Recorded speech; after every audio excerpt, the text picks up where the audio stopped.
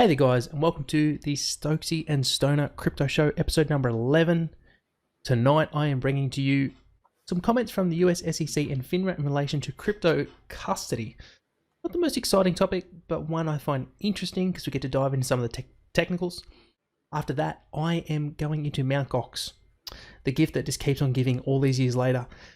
I feel sorry for the people involved in this. There are still ongoing issues, but we're going to be covering some of the latest on what is happening there in relation to another firm coming on and offering to buy people's liabilities with Mt. Gox. Pretty interesting stuff. Adam, over to you for what you're covering tonight on the show. G'day, Beau. Good to see you. Happy 11th anniversary. We're looking at a bail-in, bail-out article that slipped under the radar in Australia.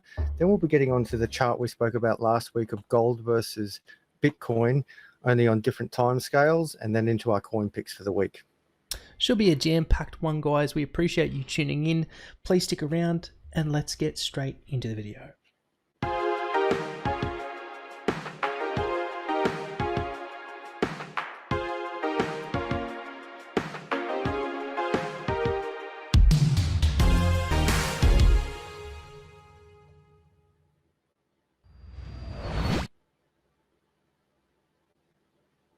Welcome back to the video, guys. You're here with Beau Stoner from Cryptocurrency Australia and Adam Stokes from the Adam Stokes channel. Today, kicking off, we are looking at the overall market. Pretty good 7 days. Bitcoin rallied. Adam, you called this. You told me a couple of days ago on Telegram that there was a breaking wedge or something. You'll have to elaborate on what you told me, but you said to me, something's about to happen. We're about to have a rally, and you were bang on the money, actually. And we had a nice pump over over 7 days. We're up 24%. Bitcoin back up to 12,500 US. This is another gift that just keeps on giving. We have the halving now, just over 300 days away. Things looking fantastic. When we rip down the chart, just a couple of notables: Tron 11%, Monero 20%. Adam, over to you to your analysis on what has happened in the past week and where we're sitting at today. Beau, what a week. It was really rough. After our last video, we had a lot of red, and we dropped, and we actually did go below that five-figure mark very, very briefly. It went just down to the high 9,000s, then crept up and bounced around 10, 11, 11, 11, and it was all up and down over 11. And then we started, what I was telegramming you about was this sideways wedge. Now, you and I, of course, are not huge on TA. We don't ignore TA, but we see eye to eye on it not being everything, particularly when we've got small markets, unpredictable markets, and a lot of volatility in there with institutional investors, government investors, and individual investors coming in. But essentially what we're talking about was when you get this sideways movement, you form a wedge. And typically, sooner or later, you're going to have a breakout from a wedge. And that wedge will either go, there's only two ways it can go. If it's not going sideways, it's got to go up or down. And thank the crypto gods, Beau, it went up, and it went up beautifully. Going down the charts over the last 24 hours, Bitcoin up. This is the last 24 hours because I wanted to we normally do 7 days, but the last 24 hours is something to note because the first few days were rough in the last week. So in the last 24 hours, Bitcoin up 6%, Ethereum 2%, and going further down, low single-digit greens consistently. But when we're looking at the last 7 days, Bitcoin up 25.21%. That's a nice, healthy climb. Currently sitting, as of right now, let's do a live refresh of Bitcoin. Today being the 9th of July, is currently sitting at $12,594. Well done, Bitcoin. Go Bitcoin. Ethereum up 12% over the last 7 days. XRP quite low, 2%. Litecoin 4%. 4.87% over the last 7 days. And going further down, Tron sitting there at number 10. I was wondering if Tron was going to do a flip with Bitcoin SV. Truth be told, Stoner, I hoped it would have done a flip, and I think it will do a flip. But Tron is still sitting there at number 10, 12.36%. And further down to a privacy coin, look at Monero. Monero coming up 22% in the last 7 days. Other than that, further down, I just wanted to make a quick mention of IOTA, the Internet of Things that may be leveraging off and being utilized with artificial intelligence. I'm doing a course at the moment, and there's a doctor on my course, a PhD, who did a TED Talk. And I'll leave a link to her TED Talk. It was quite interesting. And she was talking about artificial intelligence and how the biases of human intelligence might creep over into artificial intelligence. So an amazing TED Talk, link below. And a shout out to my colleague who I'm doing some training with. Beau, I'm pretty happy with the markets. Yeah, look, it's an interesting one seeing how this market is behaving. But as a high level kind of analysis, feel or intuition on what's happened in the past week, it's a great fundamental increase. This is what we want to see, right? We want to see these rallies, small pullback, rally, small pullback. Nothing is too big relative to the huge, massive spikes we can see in crypto. 24-hour trading volumes, 80 billion. Happy with that. Market cap, 348 billion. Happy with that. Keeping in mind, we're not even half what the all-time high of this market cap was back in December 2017 when we hit over 800 billion and 850 billion. It's something really important to keep in mind. Even though Bitcoin is slowly approaching its all-time high, the market cap still has a long way to go. Knowing those correlations to altcoins, we may see some altcoin pumps during this journey, or the behavior may change. We may see decoupling. We've seen the Bitcoin dominance now at 63.8%.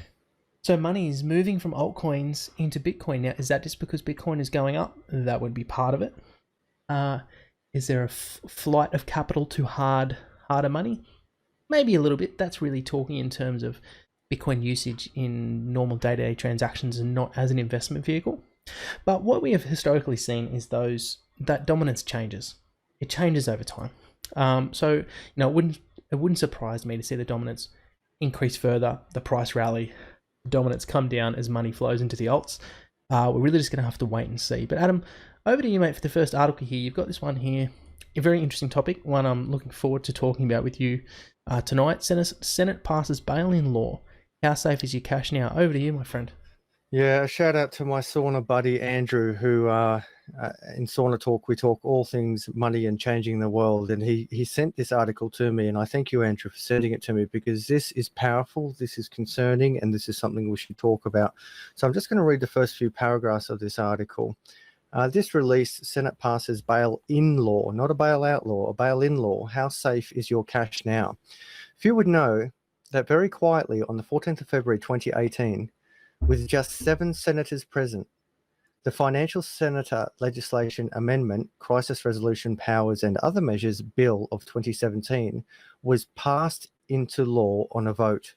You likely saw no press on the matter, and yet ramifications for all Australians are potentially huge. This is a very long and complicated piece of legislation, but at its very core, it brings Australia into line with the bail-in agenda of the Bank of the International Settlements, commonly known as BIS or BIS, as agreed at the G20 here in Brisbane in 2014. Bail-in is about government not bailing out distressed institutions, as we saw in the GFC, using taxpayers' money, rather using the creditors of the bank to bail itself out. The legislation allows our banking regulator, ARPA, crisis powers to secretly step in and run distressed banks. It allows ARPA to then confiscate and write off certain types of bonds and hybrid securities, and allows them to confiscate cash savings of the SMSFs. Whereas elsewhere around the world, including our neighbours New Zealand, they specifically include the confiscation of depositors' funds, savings, the Aussie version just cleverly doesn't specifically exclude that. Beau, to cut straight to the chase, this is greatly concerning, because a bailout, so the difference between a bailout, for our viewers who may not be familiar with the term bail-in and bail-out, the term was coined essentially it's been around for a while, but the GFC, it came to real fruition. Bailout, it was too big to fail. So they made this new term that things were too big to fail. Now that include industries such as General Motors in the car industry, banks, financial institutions, which all come under the banner of banks.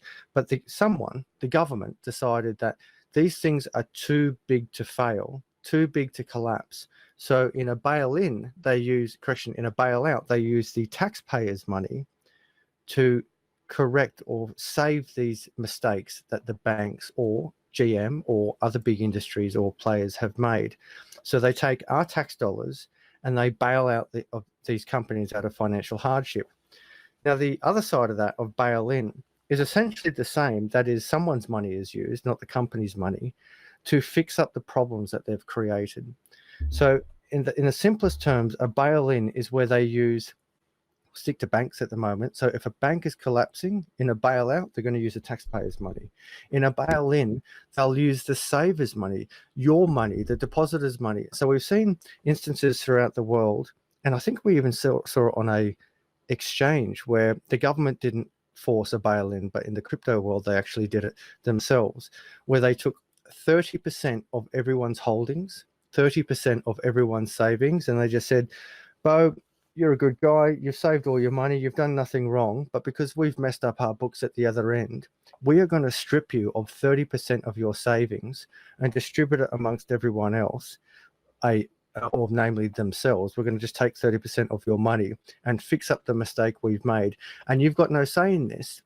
And we are going to be allowed to steal your money. Now, this law here, Beau, this law has basically put in legislation that banks can do this. So think about this if you're a bank. Think about being any business operator. You can take any risk you want. You can blow any amount of money any way you like. You can do super high risk investments that are almost certain to fail. And if they don't fail, hey, you've just got a big return on a big risk. But if they do fail, if the government doesn't bail you out, you can now have your own customers bail you in. So this law, to me, emphasizes that capitalism is in fact dead, because capitalism would not allow this. The free market would not allow a system that says, hey, you know what, you've run that business poorly. And I've been thinking about an example of this. Imagine you and I use the pen factory.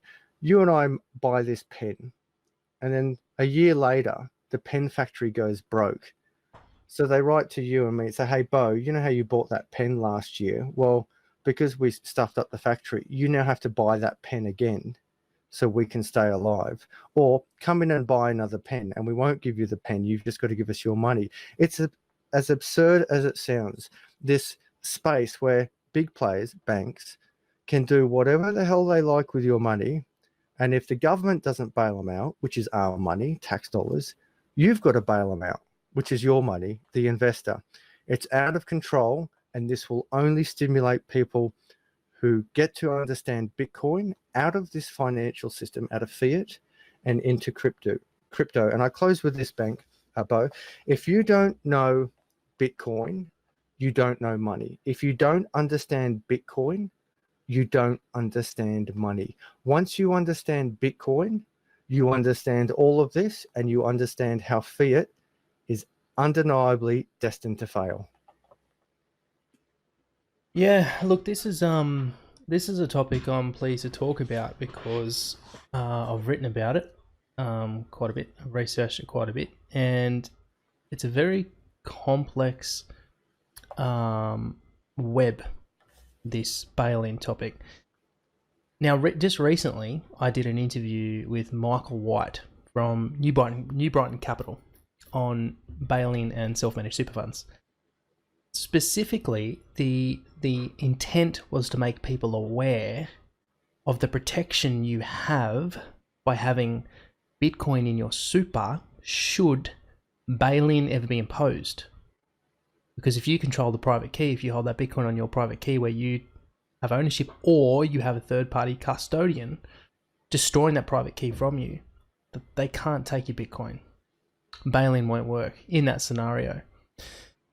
Now, bail-in is an interesting one because we have precedent, right? So this has been partially approved in Australia, and I'll get to why it's partially been approved. It's because we had a lot of pushback from an organisation called the Citizens Electoral Council. Huge thank you that we have organisations out there like that battling for the rights of and the sovereignty of everyday Australians. But this has been passed in the USA, the UK, New Zealand, Greece, G20 countries. Not only has it been passed, it's been used It was used in Greece. It has been used in Cyprus. There were two banks. One was called Laiki, and one was called the Bank of Cyprus. Those with accounts that had over $100,000 in them at both Laiki and the Bank of Cyprus had their deposits seized under bail-in. In return, those that had their money with the Bank of Cyprus got shares in a newly consolidated bank. If they held those shares for a number of years after Cyprus somewhat recovered financially, they got some of their money back. Those that had their savings with Laiki got zero. They got nothing back, no compensation. They even took the original bank Laiki, to an international financial court, and the court struck it down and said, go away. So this is like, it's scary because it's true and it's real, and it's something you really need to be aware of. Now, in Australia, what I had read at the time actually was from Martin North. If you look him up on YouTube, he has got some fantastic content about this.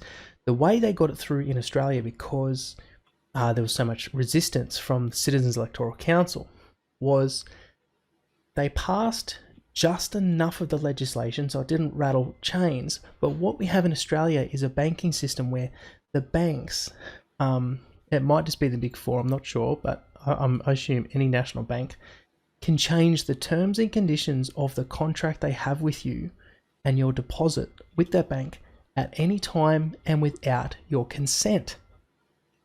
So because they can do this, if they were to enact bail-in, they would change the terms and conditions of the contract, probably at, the 11th hour while everyone was asleep. Boom, they can do it. The most vulnerable out of this are people getting close to retirement or those in retirement, because SMSFs, there's a huge chunk of cash there. Huge. Same as pension funds, same as 401ks in America. This is what bail-in, to me, seems like it was almost designed for, was pension funds. But on the plus side, this is only going to be enacted in the most dire circumstances. Does that justify it? Absolutely not.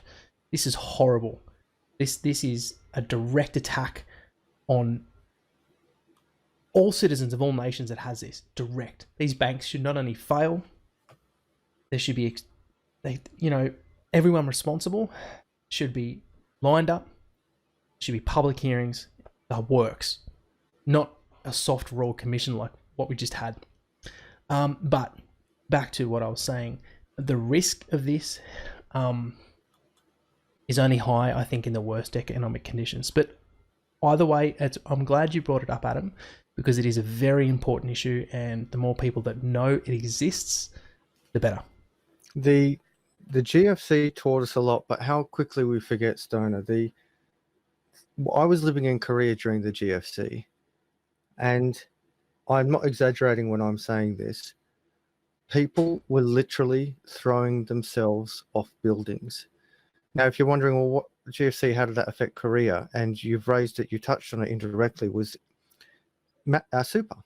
So can you imagine working your whole life? So super's intertwined with banks. And if you need proof of this, look at the Banking Royal Commission, where we found a lot of the insurance and super funds on the side, which are intertwined with the banks or parallel to the banks, were found guilty of terrible things with money. And when the GFC hit the world, Korea, as an example, who had invested heavily into, directly or indirectly, into American super funds, when they went down, so did life savings. And when you've worked your whole life, literally your whole adult or working life, and you're just about to retire, and the bank says, oh yeah, all that money you gave us over your lifetime? Well, we blew it and it's gone. And then the other misconception was like, oh, well, we'll bail out the government, the taxpayer will bail out the bank. Well, this is the big point. They didn't bail out people's super funds. They just bailed out the bank.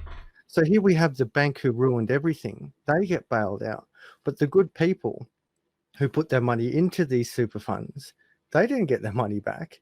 And as you mentioned, they might have a percentage of it taken away, or they're put into another share or stock where you've got to hold it for 10 years, of which stage you're hungry and dead, or you've jumped off a building. So I don't think we should underestimate the realities that another global financial crisis could and likely would hit in our lifetime.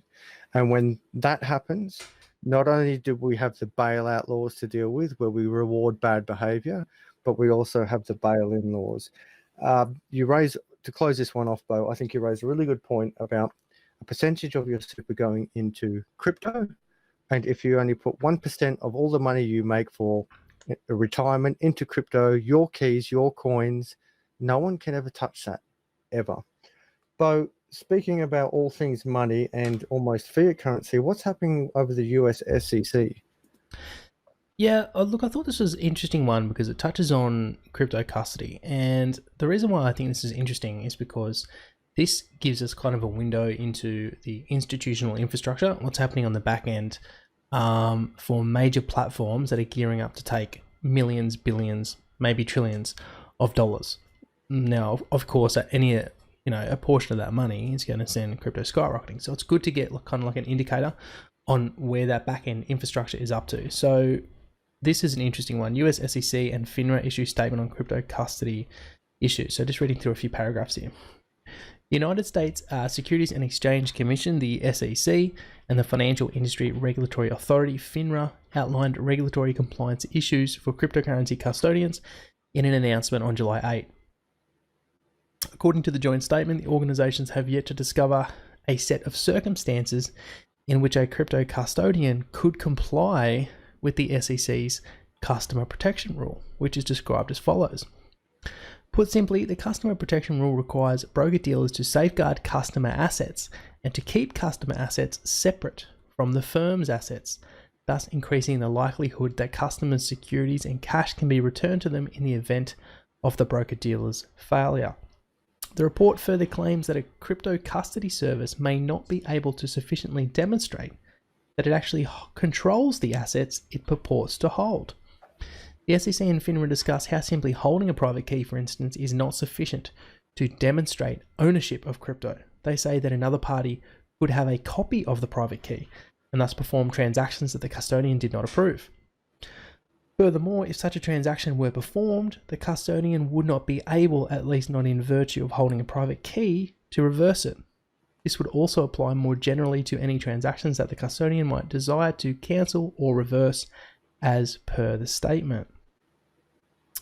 So essentially what this is saying at a very high level, if I understand their angle correctly, is that let's say I'm a crypto custodian. I set up a business. I'm telling exchanges or I'm telling different funds, send your crypto to me. I will store it on this hardware wallet, the private key to this hardware wallet, or the 12-word, 24-word mnemonic backup will be stored in a vault that is insured and underwritten by the insurer. You pay me a commission or a fee every year, and that's the business. What FINRA and the SEC is saying is just because you hold the key to that, that doesn't mean you satisfy our need of customer protection for your customers. We need more than that, because what if someone else has a copy of that key?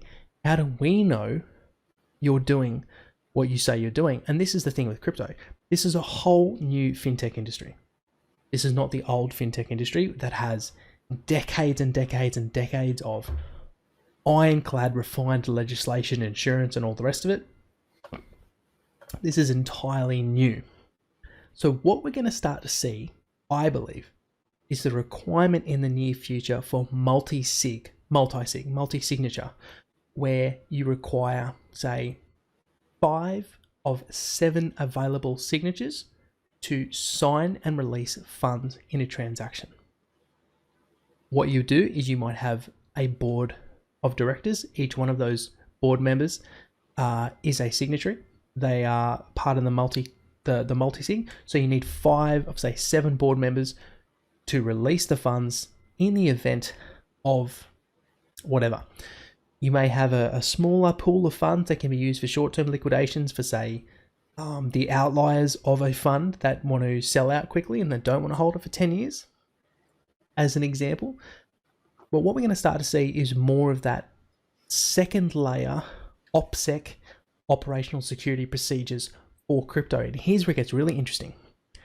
Bitcoin is one of the only, if not the only crypto that can do this. Ethereum cannot do this. People have devised ways for it to do it through the use of second layer smart contracts, but at its protocol level, Ethereum cannot do multisig. Bitcoin can, and Bitcoin has been able to do it for a long, long time.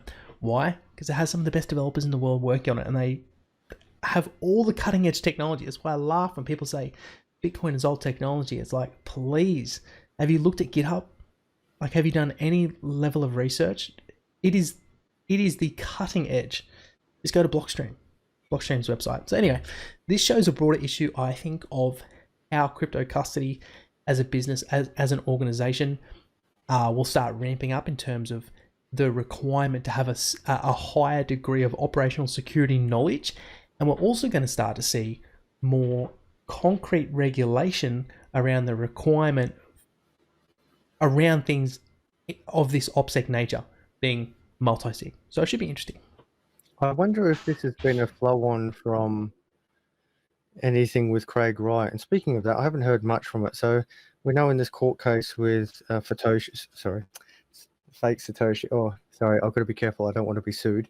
The person who claims to be Satoshi Nakamoto, he, in his court case, what he was, a lot of his argument of being Satoshi was he held the keys, the private keys to all this missing Bitcoin. And it was a bit of a conundrum because it's like, all right, well, if you're Satoshi, you've got the keys, show us. And it's like, well, no, I can't actually find it at the moment. It's too difficult to show this. Do you think, I guess two questions. Have you heard anything about what's happening with Craig Wright? And could you see this type of thing affecting that court case, or that court case inspiring this type of thing? About simply holding a private key isn't enough to prove that it's your Bitcoin, your crypto? I mean, well, look, anything's possible. But what I would say this is more likely the result of is the Quadriga CX Canadian exchange issue, where the founder was the only one with access to the keys in the entire exchange funds, and then sadly passed away, and they haven't been able to get access to the private keys because it's on an encrypted laptop. I'd say this is more the result of that. Is what FINRA is essentially saying is, under our existing customer protection laws, which are geared towards a variety of different fintech companies, not necessarily crypto, but under our existing guidelines, this doesn't meet those requirements. Do better. That's essentially what they're saying, is do better, and Bitcoin has the technology to do better. The thing with CSW, yeah, look, there has been a lot of progress in terms of the court. They've had the first court case. If you're on Twitter, you'll see people have been going to court and covering it. It's been very interesting. I'm looking forward to seeing the outcome. I think the outcome, I mean, it could drag on even further. Who knows? But it's been very interesting seeing evidence being proposed. Man, I've got to take my hat off to the people that are digging into this and really looking into the documentation, the evidence produced on Twitter. There's some amazing researchers uncovering stuff. And all I will say is it's not looking good for CSW. No, and it was actually quite a relief for me to see that, there's been an argument that the courts wouldn't have the technical ability to expose or uncover the truth, and that doesn't appear to be the case at all. The accounting forensics of this now on the blockchain and everything around the crypto space in that court case is remarkable, exceptional, and I'm really happy to see that the government's keeping up with basically potentially forensic crime, the accounting forensic crimes around crypto, because it's new. This is all a frontier. It's not a simple case of going through bank records and bank statements. It's a whole new dimension, and I think they're doing very well. I heard a thing recently that we don't want governments making decisions on money, and what we mean by that is in this capitalistic space. I wonder, are we better off having business people becoming politicians than politicians becoming business people? And I tend to think the former. I think I'm much more comfortable with a self-made billionaire managing trillions of dollars in economic funds, as opposed to the other way around, a public servant who has never run a business, who has never been a billionaire, who has never built and potentially failed economic or financial empires, running governments. But that was a bit of a digression before I get into the next article, Beau. Did you have anything you wanted to add on to that before we get on to gold versus Bitcoin? Nah, mate, let's rip into it. All right, here we go. So I'm bringing up this chart here now. Caveat, this chart is not to scale, as in you're looking at two lines now. So what the top line, the blue one, is gold, and the bottom one is Bitcoin. And last week I spoke about an overlay of these two charts and how similar they look. And I also mentioned in last week's episode that it was basically 10 years squeezed into one for Bitcoin. So looking at this chart, you can see where it peaked out at 1980 at that first relatively high apex. That is comparative to our big bull run of 2017, at the end of 2017. And over time, you can see gold has sort of declined down since 1980. And when the ETF was introduced, I think from 2003 from memory, you had this massive pump. Now, some have argued that the ETF is imminent for Bitcoin, and I think it is as well. But the reality is, in my mind, the ETF will eventually come, but I don't really care anymore. I mean, of course I care. When it comes in, we'll probably get a 5x pump quite quickly. Now that's great, but look at how much Bitcoin has achieved without an ETF. Remember, over a year ago, we were like, please, ETF. It's almost like the whole crypto community was saying, we need the ETF, we need the ETF, and it kept getting smashed up. We kind of forgot about it in the crypto community. We're like, yeah, whatever. Now it appears that this ETF could be coming back, and if it does, and if this chart rings true to how gold has tracked in this blue pattern, and Bitcoin in the red and green pattern there, we can see the way it's tracked very, very similar, in a very similar way. We are expecting a big pump in gold. Now, what this chart doesn't also account for is inflation. So we're looking at nominal values compared to real values. But nonetheless, all that aside, these two charts look remarkably similar. And I wanted to just throw out there that I bought a lot of gold.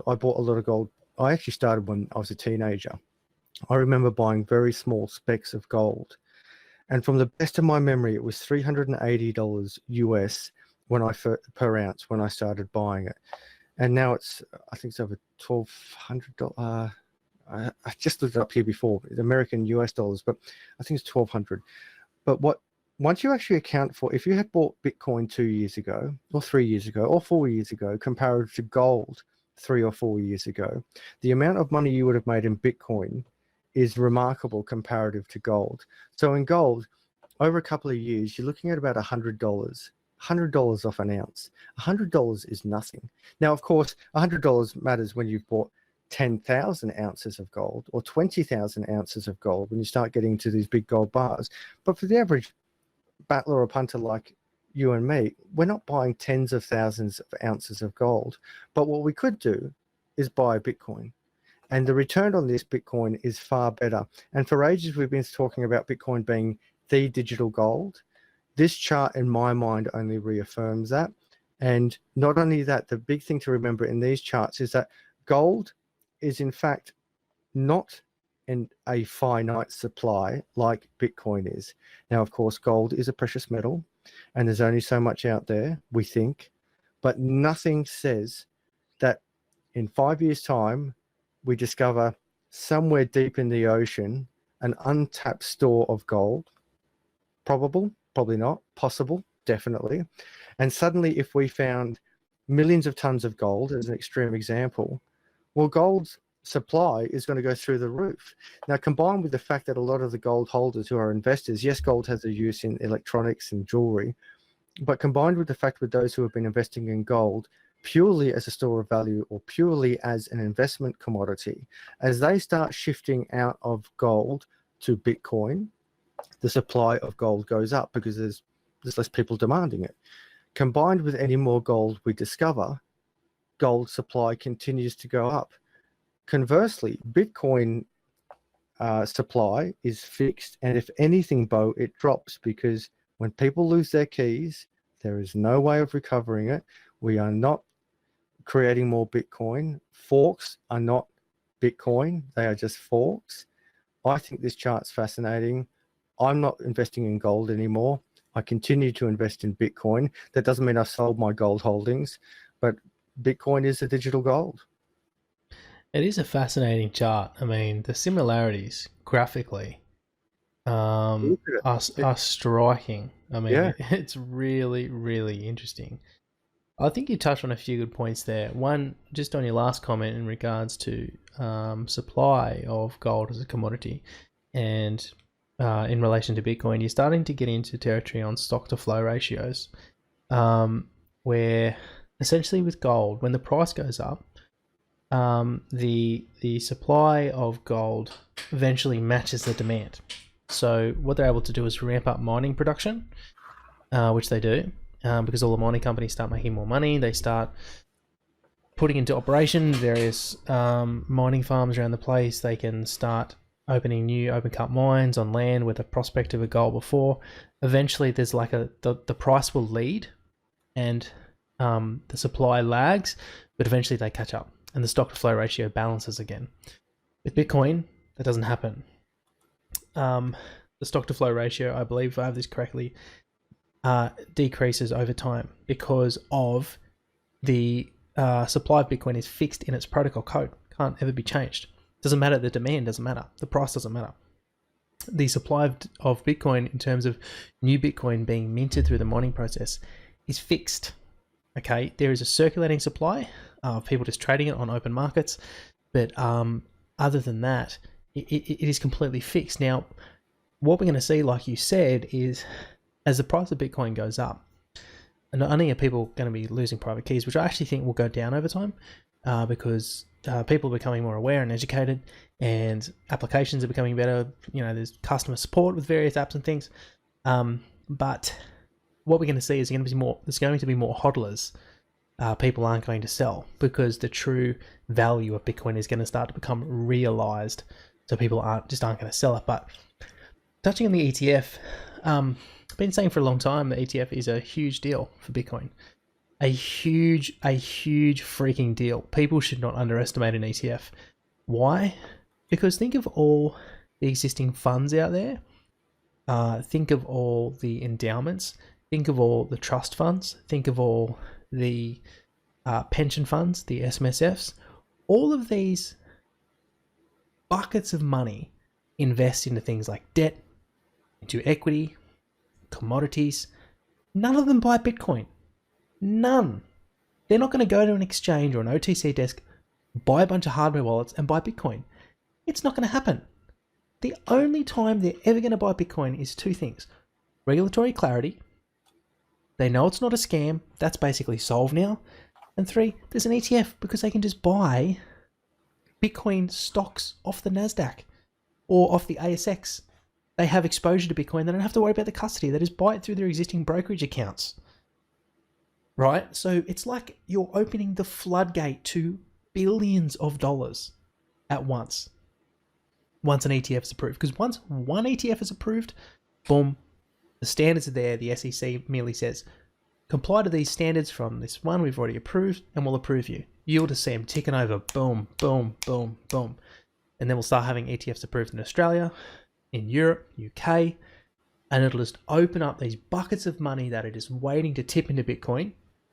It'll just open them up. So like an ETF, the price influence an ETF is going to have on the price of Bitcoin, both speculatively and the real value, man, don't underestimate it. Yeah, Don't and underestimate it. when that ETF occurs, people will be investing in Bitcoin without even knowing what Bitcoin is, or even if they don't want to invest in Bitcoin. An example I give is in your super fund, as an example. So super funds are making lots of investments in lots of different things, and the ETF will be one of them in the future. Did you know that some people are investing in tobacco? So if you hate tobacco, and let's say you run a super fund with, I'll just make it up, Nano Super. I don't think that's a real super. I'm just making up a name. And Nano Super goes, hey, we can make some good money in the tobacco industry. Well, guess what? You're now investing in tobacco, something that might have killed a family member of yours or something that you don't agree with. But that doesn't matter because that huge company is managing your super, and that huge company is taking calculated risks on your investment to grow your investment, to grow your nest egg. I read it ages ago about the amount of Australians who don't realize they're supporting a cancer industry. And what they were talking about was big companies, and there was nothing illegal. They were just basically taking their money and investing it in many things. And one of the things they were investing it in was the major company, I won't mention their name, that makes and packages tobacco.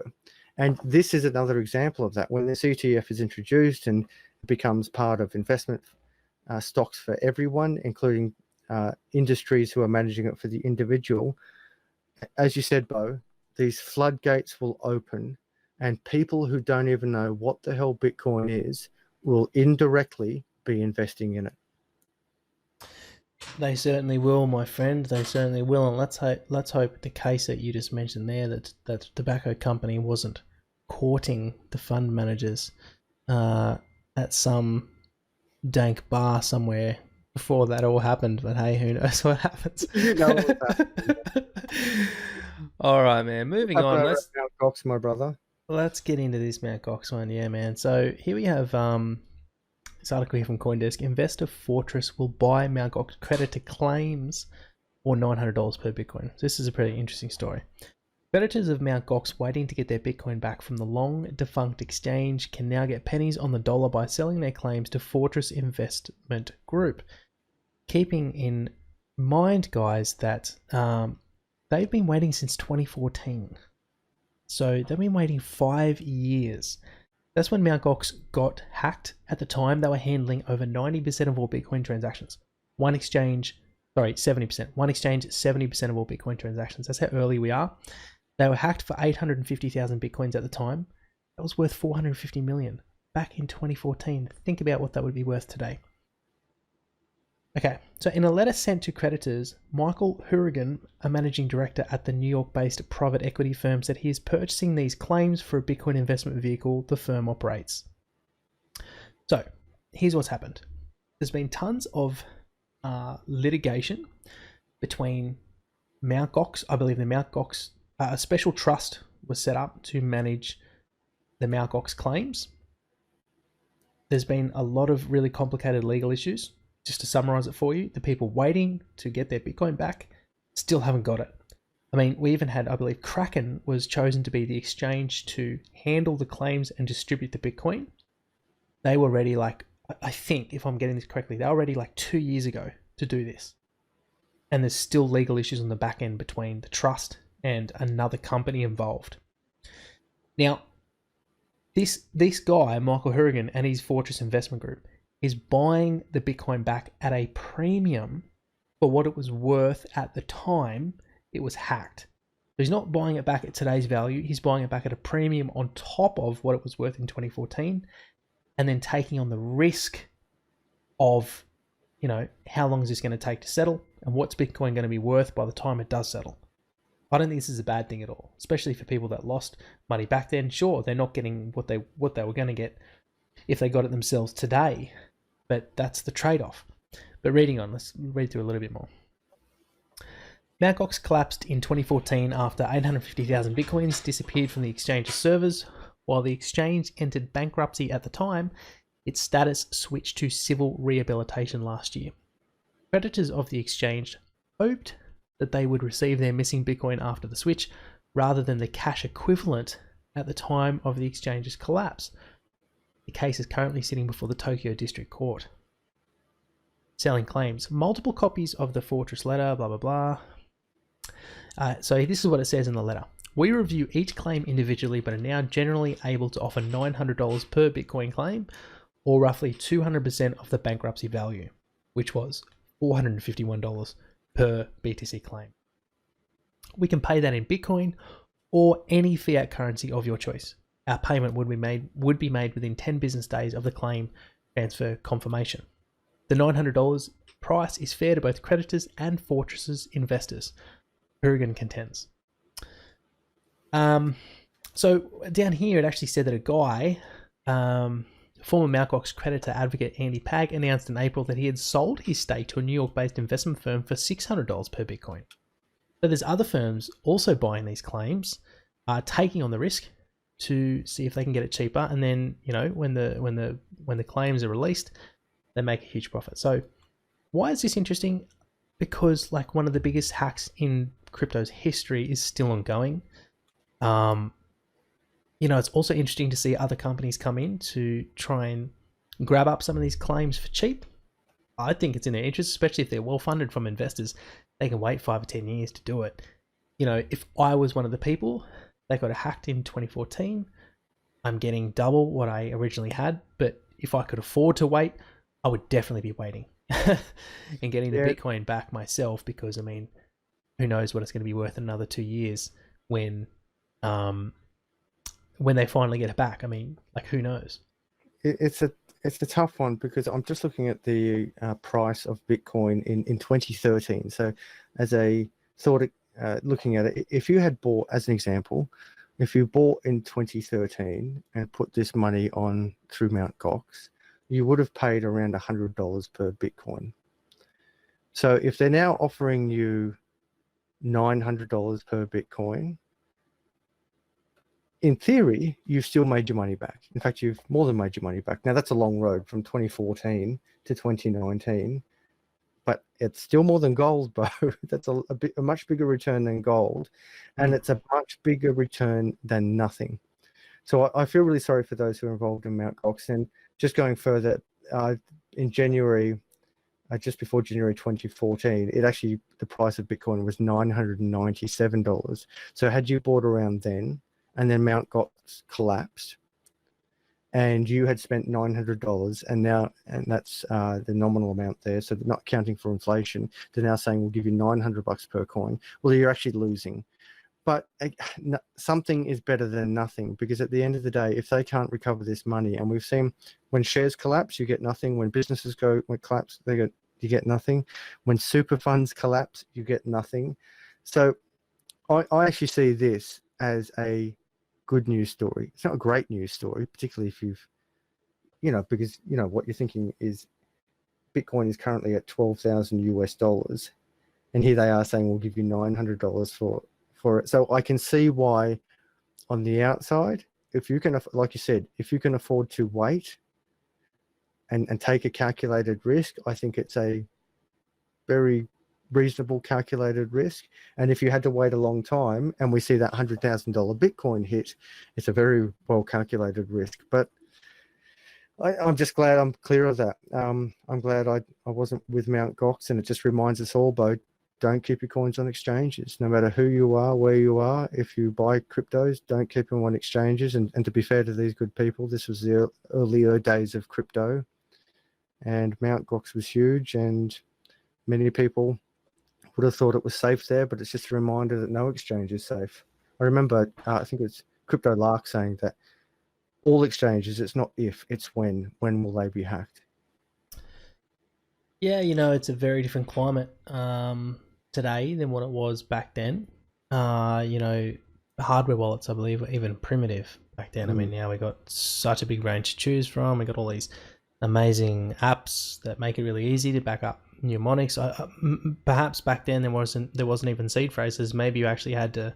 I know a lot of people had to back up their private keys as a .dat file from literally the Bitcoin Core client, or like a wallet like Electrum or Armory. You had to save it as a digital file or on a text file.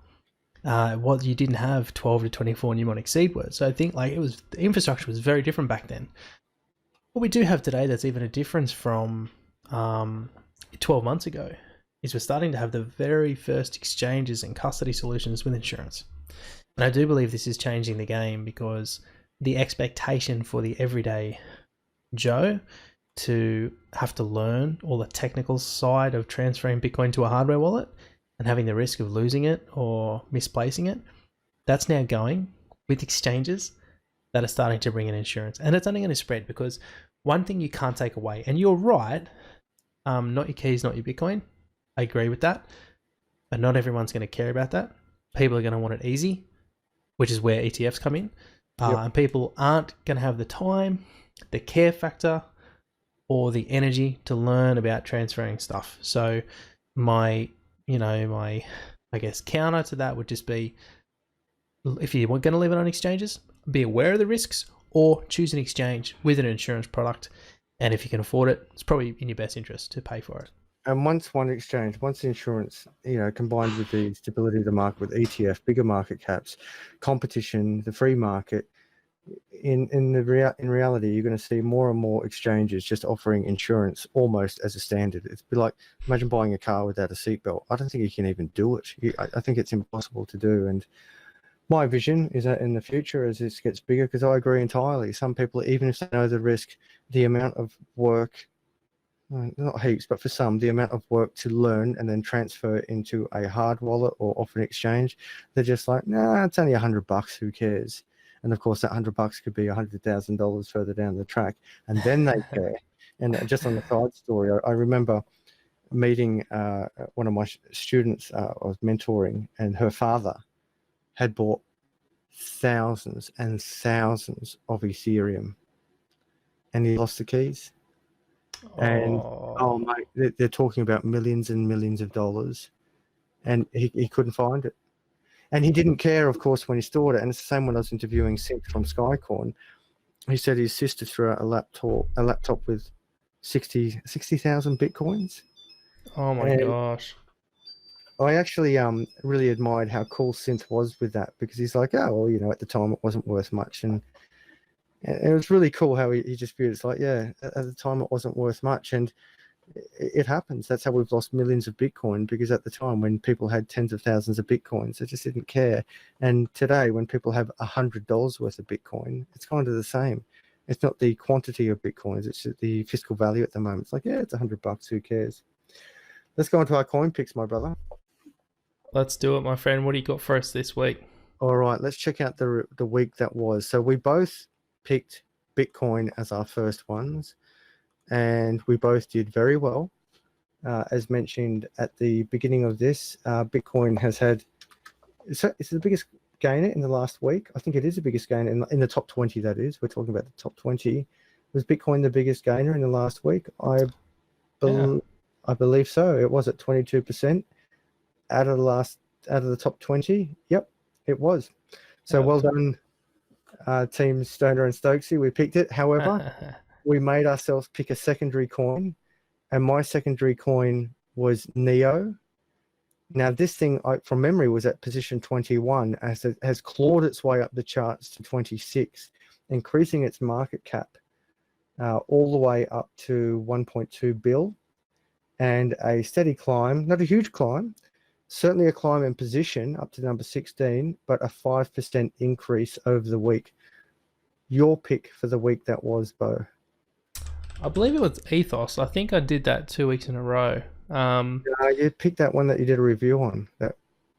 Remember you did a review on that coin that was, I made you pick it because you had done a review on it. What was it called? It had characteristics similar to Bomb.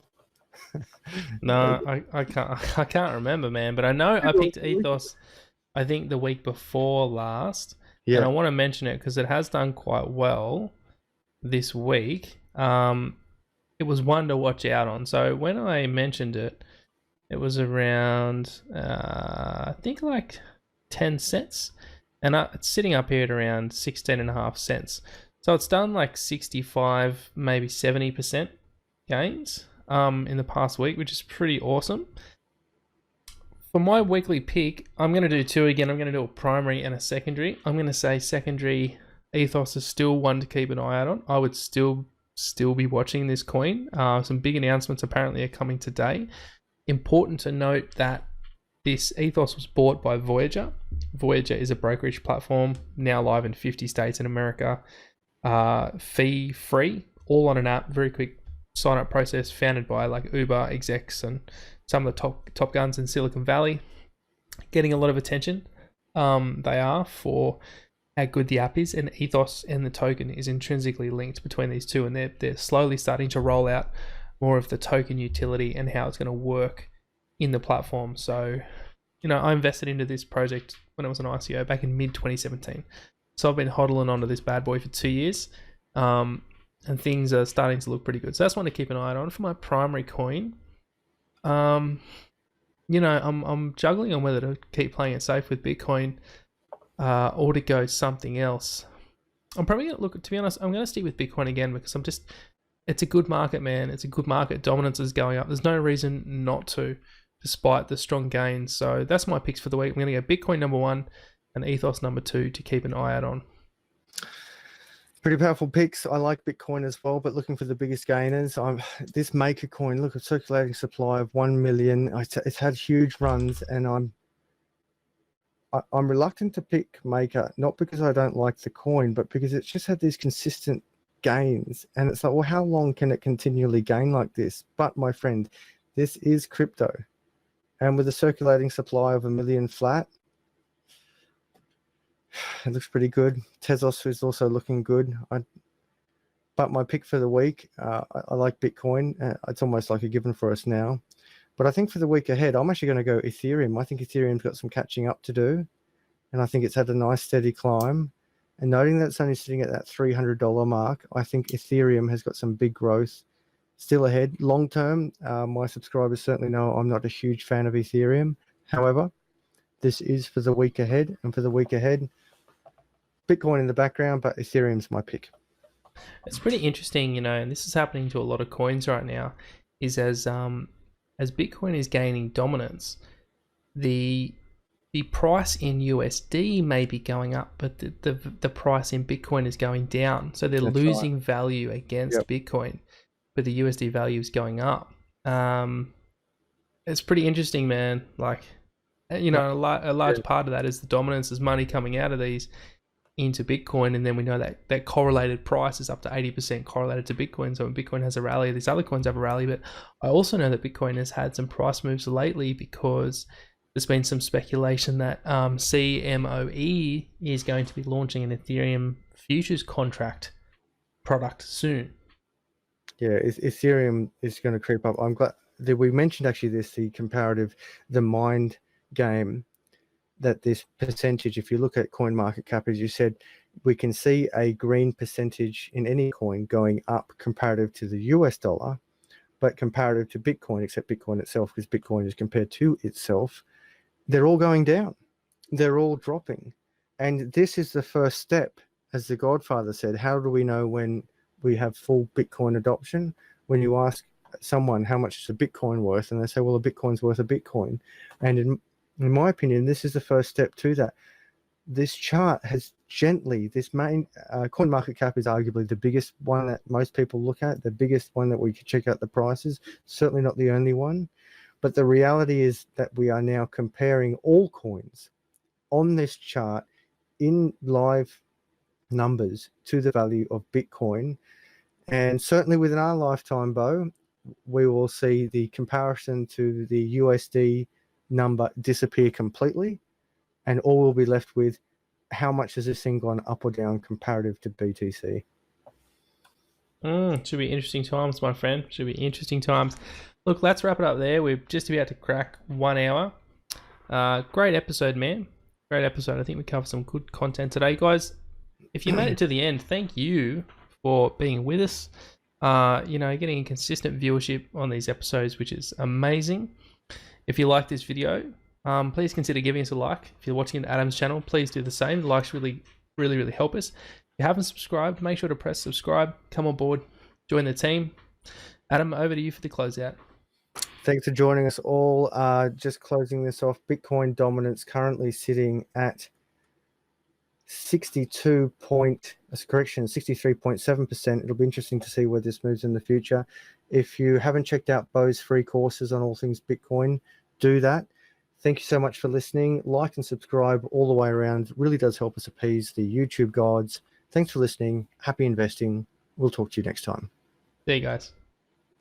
If you enjoyed the video today, then please consider leaving a like. And if you haven't subscribed yet, then come on board and also click the notification icon so you're always kept up to date. Leave a comment and tell me your thoughts on today's content. Then check out this next interesting video picked just for you.